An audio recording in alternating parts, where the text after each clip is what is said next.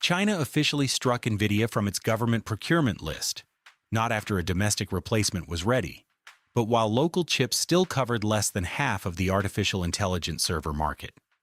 Industry estimates, not independently audited, put domestic Chinese GPU units at roughly 1.65 million, about 41% of 2025 AI server shipments.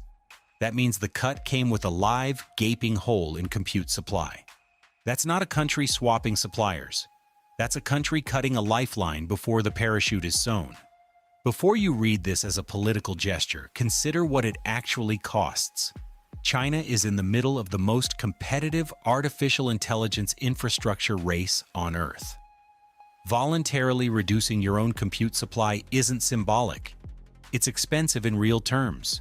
Slower training runs, longer iteration cycles, models that take longer and cost more to build.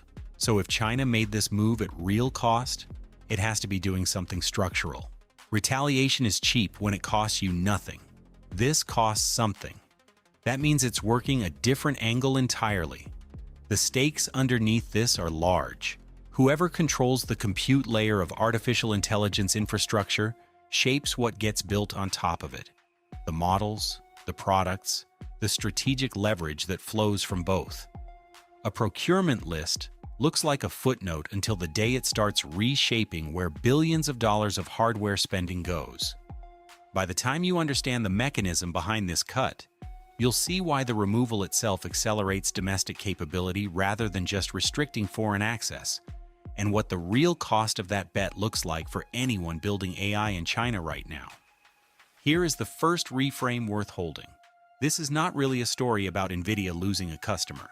It is a story about how a country uses a purchasing decision to manufacture an industry it doesn't yet fully have. To understand why that works, you need the underlying logic first. Markets are rational in a specific way. They fund competitors to dominant incumbents only when demand is certain. When it isn't certain, no single private buyer wants to be the first to switch, because switching away from a proven product to a less proven one is a bet you bear alone. Every other buyer waits to see if you survive it. Nobody moves. The incumbent holds. State procurement breaks that deadlock by guaranteeing demand at scale before the alternative is ready. Think of it like a restaurant that can't hire a kitchen staff because it has no guaranteed bookings. State procurement is the reservation block that lets you hire before you open. Once those bookings exist, the kitchen gets built. Subsidies fund development. Guaranteed demand funds scale. Those are different problems at different stages. You can build a prototype with a grant. You build a factory and justify the capital expenditure behind it with a customer. This is why government procurement lists in China matter well beyond the direct volume of government purchases. They function as certification signals. When a domestic chip maker earns a place on the official list, it isn't just winning a government contract, it is acquiring a credential that travels. Private enterprise procurement teams read those lists as risk signals. Banks read them when deciding whether to extend credit for capacity expansion to domestic producers. Think of it like a restaurant earning a Michelin star. It doesn't just fill its own tables, it changes where hotel concierges across the city send their guests. The list's influence is not confined to its own domain. Most of China's artificial intelligence compute spending is private. Large technology companies running their own infrastructure, building their own models. That's the standard objection. Why does a government vendor list matter to private buyers? The answer is that it reduces procurement risk and signals technical credibility, which lowers the threshold for private buyers to justify switching. It also affects financing conditions for domestic chip producers who need capital to expand capacity.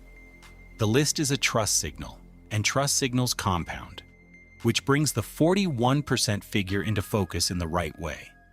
Before the cut, industry estimates suggest domestic GPU producers had already shipped roughly 1.65 million units into real AI server deployments, not lab prototypes. Physical servers in data centers running inference and training workloads. That number, hedged as it is, these are analyst and industry estimates, not audited shipment counts, represents something important: proof of scale. At roughly 41% of the market, domestic producers had demonstrated they could ship at volume into real deployments. That made a state demand guarantee credible. You can't guarantee demand to a supplier that can't fulfill it. The cut then locks the logic in. The roughly 59% of addressable government-adjacent demand that was Nvidia-supplied now has a forced path toward domestic alternatives. Domestic producers can see that forward revenue. They can justify investing in capacity, in yield improvement, in software stack development, because the customer is committed. The locked door opens only after you commit to walking through it. China didn't remove Nvidia because the replacement was ready. It removed Nvidia because that removal is what forces the replacement to get ready. The sequencing that looks like a mistake is the strategy. Now the honest part, because the triumphalist version of this story is wrong. The 41% figure requires the hedge it received, analyst estimates, not audited counts. The performance claims from domestic producers, Huawei's Ascend series, Cambricon, More Threads, Biren, and others, are largely company claims. Independent head-to-head throughput benchmarks against Nvidia's H100 class hardware at production scale are limited in the public record. Performance parity has not been independently verified. Some of these chips are shipping at volume. Others are at earlier stages. The precise breakdown by vendor is not publicly documented in audited form. The software gap is arguably more stubborn than the hardware gap. Nvidia's CUDA software ecosystem took roughly 15 years to build. It is not a single product. It is a dense layer of optimized libraries, compiler toolchains, and engineering workflows that the global artificial intelligence research community has been trained on. Even if domestic hardware narrows the performance distance, the software gap slows adoption independently. Researchers retool slowly.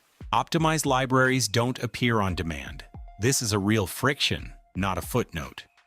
The roughly 59% of demand that was Nvidia-supplied doesn't vanish.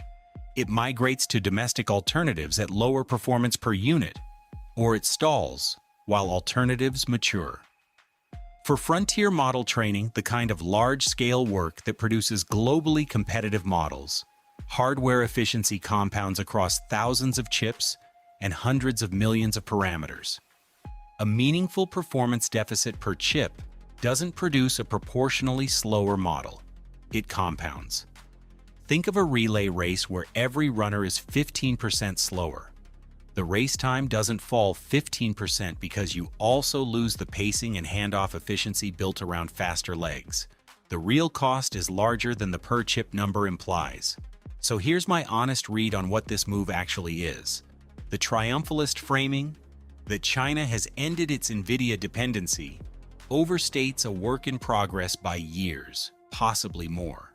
The dismissive framing, that this is a political stunt that will set China's artificial intelligence ambitions back, ignores that permanent supplier dependency on hardware a foreign government can restrict at any time is itself a compounding strategic vulnerability. Both readings are wrong because they treat this as a finished story. It isn't. It is a bet. The pattern behind the bet is not new. China ran analogous demand guarantee industrial policy in solar panels, electric vehicles, and high-speed rail.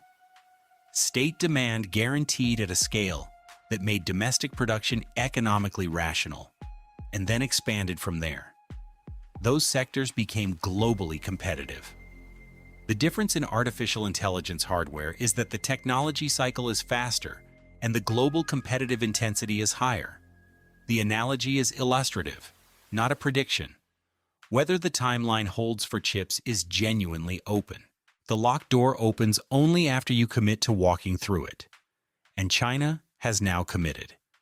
Whether the door leads where they intend is the question no procurement list can answer. Here is what I genuinely want your read on, in the comments. Does guaranteed domestic demand actually close a hardware and software gap as wide as this one? Or does protecting a weaker option just entrench its weaknesses and lock in a performance ceiling? Serious analysts are on both sides of that, and I want to know where you land and why. If you want to follow how this specific bet plays out, whether the demand guarantee actually produces competitive domestic artificial intelligence hardware, or just a captive market for a chip that never quite catches up, subscribe, because that's exactly what this channel tracks. China didn't cut Nvidia because it was ready. It cut Nvidia because that's the only way it ever gets ready.